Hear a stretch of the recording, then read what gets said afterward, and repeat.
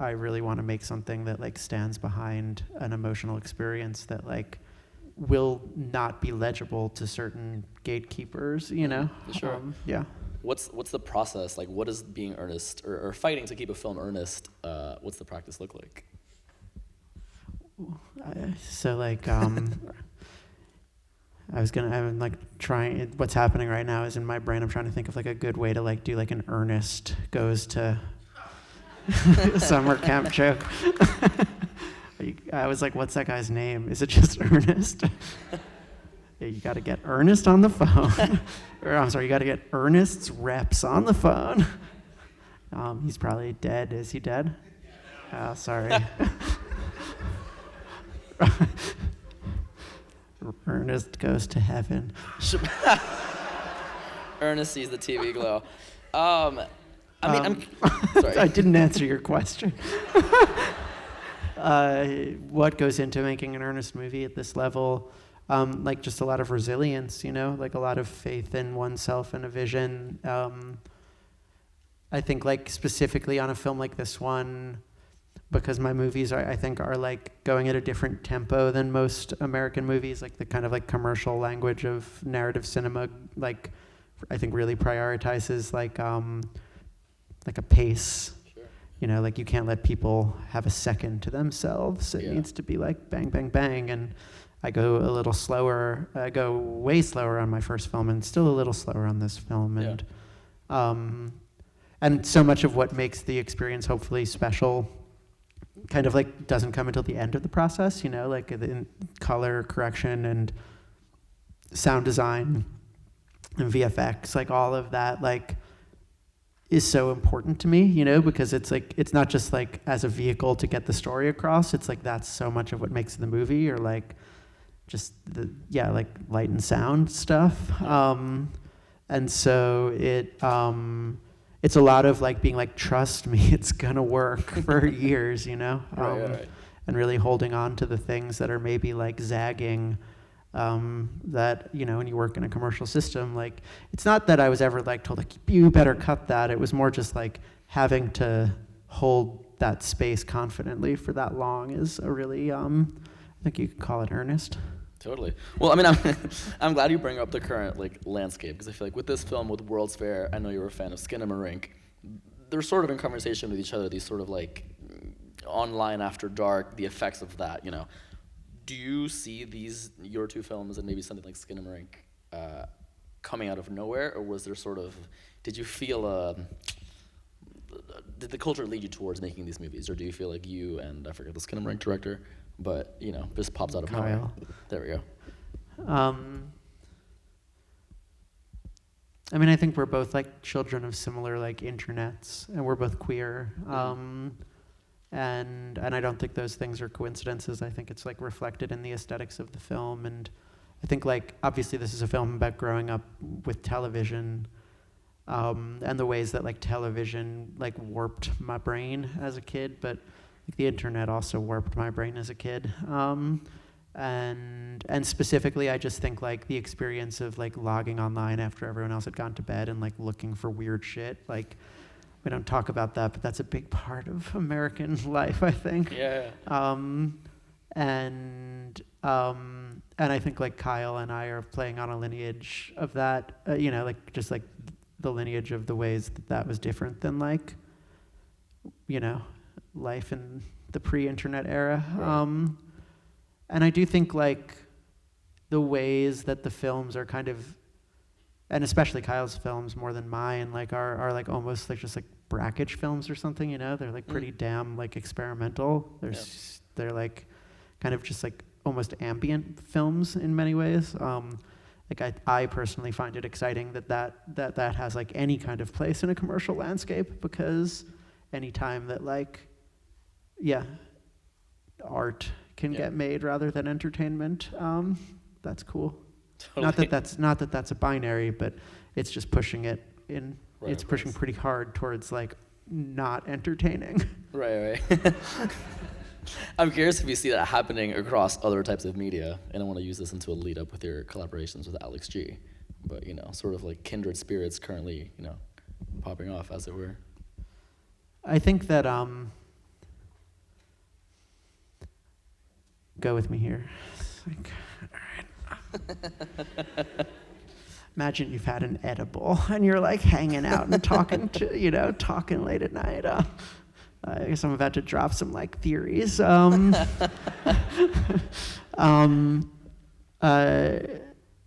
I think that like a big part of like World's Fair and Skinamarink, like and even this film, like right, like the idea of like the cursed video, like this thing that you shouldn't see. It's like when I watched Skinamarink, I stole it from the internet, and it was like a low res version, and it wasn't really available anywhere yet. And it was like I put it on my TV at like 2 a.m. with all the lights out, and I was like, it was like. Part of what was scary about the experience and memorable was the same thing where it's like, oh, I'm like entering this zone that's almost unsafe. It's not like the movie is about the tape from the ring. It's like the movie is the tape from the ring. Right. And I think that this idea of wanting that kind of experience, wanting that kind of engagement with the art, like you can also see reflected, I think, in like immersive entertainment as a concept, like this sort of like the meow wolf of it all, like I think our generation like wants to go and like go to Narnia, you know, and I think that like chasing that kind of experience is like a weird like remnant of like the way that like late capitalism has like infantilized us all. Sure.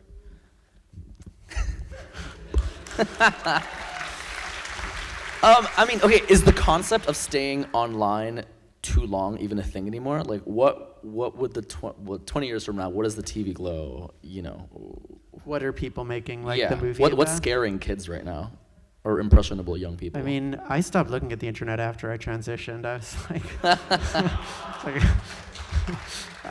but I'm sure someone here knows what the kids are up to. They like, there's the TikTok shifting thing I've kept up with. That I know about. What are the other weird, like, kind of pervy things kids are doing online?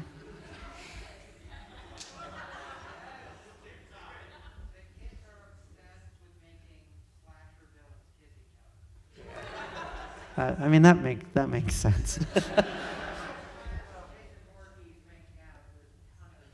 So kids are obsessed with Jason Voorhees making out, I think is what I heard, right?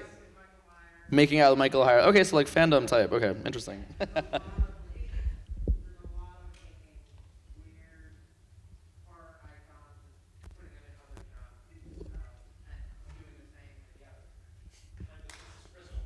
I'm like going back online. Go help. Yeah. Were you particularly impressionable youth when you were looking at this type of? No. Right. No, I was like pranking. Right. Could you elaborate? Like when I was a kid, the internet just happened, and Sure. so like I knew it as well as anyone and better than most people, you know? Like I was totally like pranking teachers and stuff on the World Wide Web. Sure. I went to high school. Here's a fun fact for my Wikipedia page. I graduated high school with teen pop star Jesse McCartney. Oh. He was in my graduating class, and our senior year was the year that his biggest hit single, Beautiful Soul, came out. Yeah. And I was in chat rooms giving out his home phone number.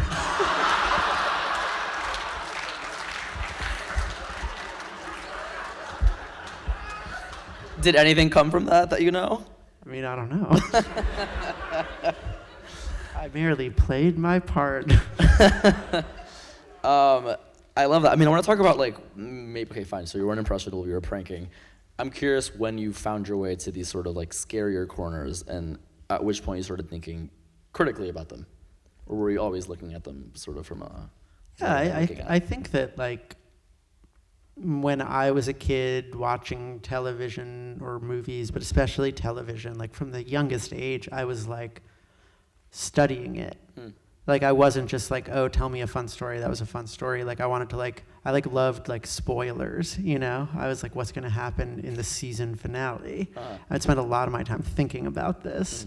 And I wasn't just thinking about it because I loved the show. I was thinking about it because I like was an artist and storyteller. And like this was just like, I wasn't raised in a house with like books about architecture. You know, I had like Buffy. And so I like, I don't know, that's like a lot of, I think, the language that I've learned as an artist came from studying that. And I think similarly, the internet, like thinking critically about it, I think it maybe implies like distance from it, but like I don't think it needs to. Like I was thinking critically about it because I was engaged with it, you know? Okay.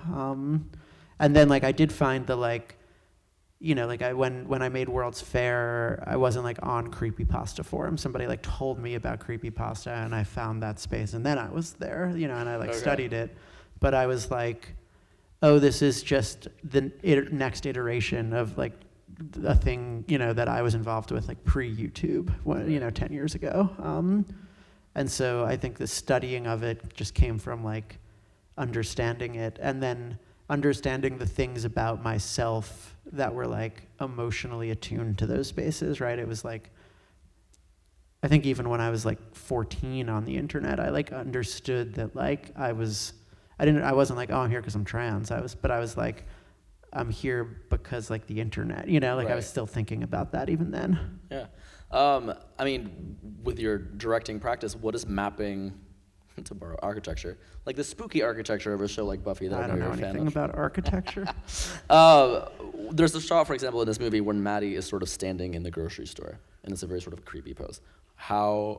What are the things that you want to direct the actors towards? Like, how do you make it creepy, or how do you make things, you know? Well, it's a little solution I call the Jane Schoenbrun 3-step special. What is it? I'm just kidding. I don't know how to make it creepy in 30 seconds. Character at middle distance. Character sort of androgynous. I mean, the supermarket. I had a very different idea. There's this movie that I really like called Messiah of Evil with a great supermarket scene. Yeah, shouts. And I was just gonna rip the look of that scene off. And we were in that grocery store and I was like, no, this isn't right. And we were on our way out and I was like, wait a second, there's something interesting here. And it's like those giant printed out images of vegetables on the wall. That was just like all there, and there were 2 Italian flags and 1 American flag, and I was like to my production designer, like, all right, do you think they're gonna let us switch out those 2 Italian flags for 2 more American flags? and then like it's just an iconic shot, you know, like the middle distance shot. I mean, she looks badass. And Maddie's holding up a raw steak. I also had them move the entire meat section to be behind her. And I was like, there's something missing here. Maddie needs to be holding a raw steak, and we never really talked about it. And then Bridge was like, when we were on set, Bridge was like, I think I get it. It's like, you know, Maddie's missing her heart, and so she's like clutching this raw meat. And I was like, I guess, I don't know. I think the Messiah of Evil reference engaged the audience. If we want to open it up to some questions. Hi, Jane.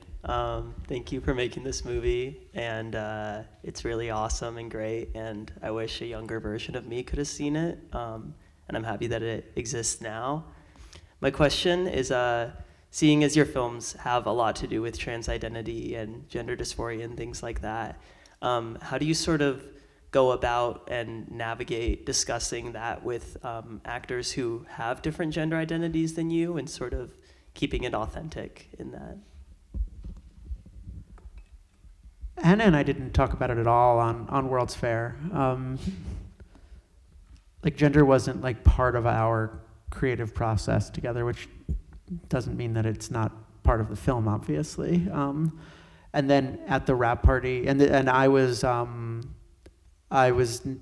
to like half the people on that set. I directed that film like right before I started my like physical transition and came out publicly, and and Anna was we had Anna reading tarot cards at the wrap party because Anna was really good at reading tarot cards, and I was like, you're not allowed to read my tarot card until we finish this movie, and she read my tarot card and she was like, you need to embrace your feminine side more. And I was like, Anna, I mean, she like devastated everyone with her tarot card readings. She like basically made like our AD change careers. She's like, you're not happy. You're not happy. He was like, you're right. And then on TV Glow, I mean, it was like the first conversation I had with Bridge was like all about like our like both of our gender transitions, and Bridge became like one of my closest friends through the making of the film, because we were definitely in similar places on our journeys, and they specifically like at the time were like really wanted to be like becoming a different version of themselves, like in the public eye and in their own eye. Like they had been on this TV show for a long time, and were trying to like mold this previous identity, I think, and like the character became like a vehicle for them to do that, and that like then that like made the role exciting to me. Like I think I always look for actors who have something like personal that they can put into it. And yeah, I mean, I it's one thing that I've thought a lot about. I have a project that someday I will make where like I definitely want like a character who like goes through transition like long term, and it's like we don't have these problems because no one will make our movies, but like it's like uncharted territory, right? If you don't have like a Laverne Cox twin, like how do you cast pre-transition? I don't think I would take for granted that like a trans actor is going to want to play pre-transition. I could see that being really damaging. And I thought about casting like trans mask, or we kind of just did an open call for Owen. And I knew I wanted someone queer, and you know, Justice is queer and black, like and I'm not black. And yeah, it was like a really interesting, like the first conversation we had was sort of like all about how he couldn't relate to the trans experience and how I couldn't relate to his experience growing up black in like a white suburban town. And I think like he's so dedicated to his craft that like watching him like inhabit physicality and find these like physical metaphors for him to explore like what Owen was going through. Like for him, it was a lot about like asthma and like the idea of like the self is sort of like physically trapped, which like I don't think that's like a manifestation of how I've experienced like pre-transition dysphoria, but like I think it works physically in the film for the character in a visceral way. Hi, Jane. Thank you so much for being here. My name's Chase, and a little background to my question. There's this scene in We're All Going to the World's Fair that is a small town New Year's ball drop, and that was shot in the town where I went to high school. So Saugerties, baby. Saugerties, New York. And so that, when I watched that movie, it took me by surprise and hit me in a very certain, specific way. And having now seen this film as well, which I thought was like nothing I've ever seen before, I wanted to ask you to talk a little bit about the relationship, both in your work and in general, the way you think about it, between like small towns and suburban areas and queer horror, because I feel like that is something that is very present and sort of very ephemeral. Well, I think like when you grow up in the type of suburbs that I grew up in you know, like the 90s, they've probably got like trans kids now, but like we didn't have those back then.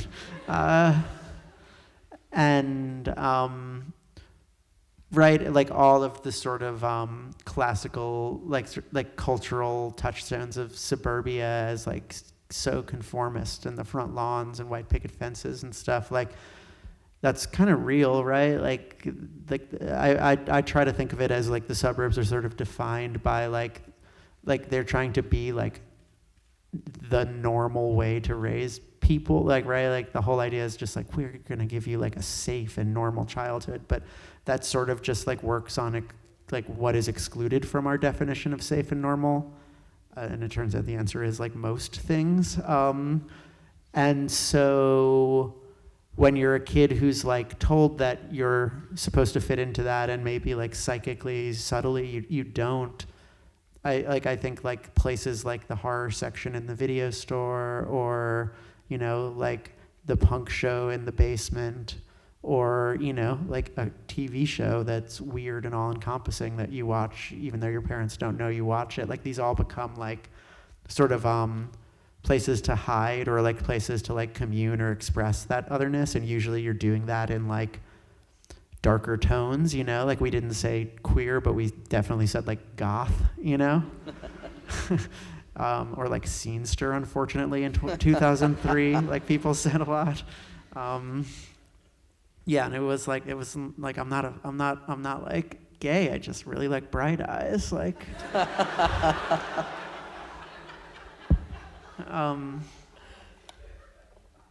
so I think that maybe like explains sort of the inception point or desire to sort of like explore those spaces and those tones in my work. Hello. Whoa, whoops. So I had a friend who had planned to be here tonight, and for a reason unknown to me, he did not show up. But a few weeks ago, I asked, do you have any questions that you're going to ask Jane? And I'm going to read you the text that he sent, and this is a question, if I may. He better be trans. I'm just kidding. I did consider if that was cheating, but anyways, the text is as follows. Basically, I was going to bring up that Fred Durst is cast in their new movie, and how to people a few generations older than us and Jane, that would be seen as 100% an ironic meta joke, but people our age understand Limp Bizkit as both funny, but also just a cool, heavy band. And then I was going to point out how one of the main sources of tension in World's Fair is our inability to understand to what degree the two main characters understand World's Fair is just a game and not real life. And then I want to draw that all together into a question about if the theme of this very Zoomer/millennial mixture of irony and sincerity is an intentional theme they're exploring in their work. My God.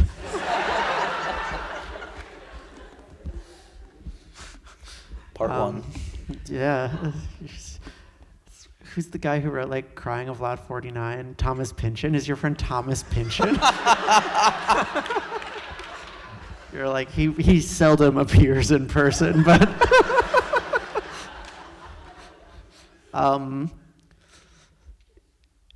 yeah, I think about it a lot because I was like an irony-poisoned teenager, like giving Jesse McCartney's phone number out in like AOL chat rooms, you know, and like the internet always had this sort of yeah, people say trolling, but I think it's like a darker thing. It's like everything is a joke, you know, and like that's just like depression, I think, probably. And it also like, it's fun. It's like a fun way to socialize with people. And I definitely like participated in that. And it also, because I like felt off-put by like the place I was growing up and felt like very alienated from it, it was helpful in this regard too, because I was like, I'm smarter than you guys. And now I could like shit talk why I was smarter than all those other guys with other guys online. And then at some point, I think I was just like, this is a crutch, and this is like actually safer than being sincere, you know? Like, it like takes more courage to be sincere, and it's like less, it's like cooler to be sincere. Like, if I'm gonna choose one or the other, like I'm gonna like risk being embarrassing, you know? Like, I think that's like, otherwise, like, yeah, you're just a goof. And then I started trying to be sincere, but like I went all the way through the other thing to get there. And so the work, I think, is a strange mix of those two things. And yeah, like hopefully all those other people get there too, you know? Like I don't think it's like sincere then ironic as like a you know, that's not the progression. It's like irony is a crutch. And yeah, I'm curious from your friend's very eloquently worded question. I do wonder if there is something like is Gen Z more sincere than millennials? No, less sincere? Oh wow. Huh. All right. Well, there you go. I'm a millennial. I think we got time for one more question. Perchance. Hi. First of all, thank you so much for making this movie. I don't think I've seen a movie like this that is so spoken to like the first 2 decades of my life. My God, beautiful.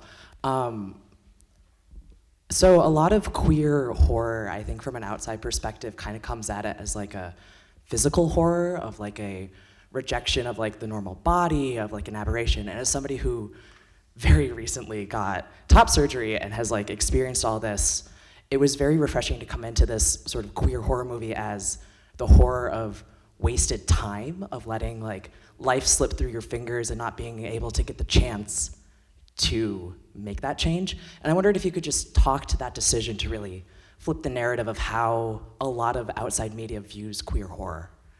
Thank you. I mean, that's like way. I don't know that I try to make scary movies, but like, that's a way scarier thing. Like, oh, look at that weird guy. Like, it's not as scary as like I've wasted my life slowly and felt it in every second. I don't know. I think that like I will paraphrase it badly if I try, but like Stephen King has this idea of like the different level. He has like names for like the different tiers of horror, and like his sort of top tier, I don't remember the name for it. If anyone knows, please shout it out. But it's like psychic, like existential horror, like the horror that like lets you see anew like the Lovecraftian like writhing terror of all existence. And like taking somebody into that state of like defamiliarization. I don't know, I wonder if that's like a thing that trans folks are like more sensitive to, because we come into ourselves like already like kind of in that state a little bit more than cis folks, and then like we escape into an existence that feels less horrific or like bled of any ability to feel like real or in oneself. And I think that like all just kind of points back to the idea that like representations of queerness and transness in films, and like obviously especially in the horror films, is like like skin suits and like so trans. Look, I've like always wanted to be a girl. I was putting on my mom's dresses, and it's just like the experiences that I put on the screen that like for me are like me exploring trans experience, and especially pre-transition experience, is like so much more about like these ambient kind of like existential terrors, or like these feelings of wrongness that are not coming from outside. They're not coming from like my like look in the mirror. They're coming from like the way that time is moving while I'm like not myself. So sort of like I think both films so far, and both films have this, I think both in their like literally they have it, but also just like emotionally they're kind of like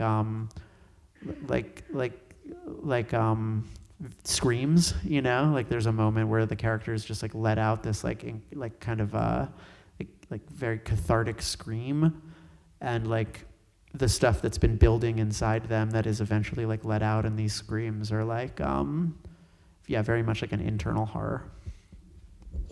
Sure. Well, thank you, Jane, for these thoughtful answers. I know our gracious Coolidge hosts have a very well-deserved something for you. Oh yeah, so there's an actual award that goes with the Breakthrough Artist Award. So it is our great honor to present Jane with the Breakthrough Artist Award. Go for it.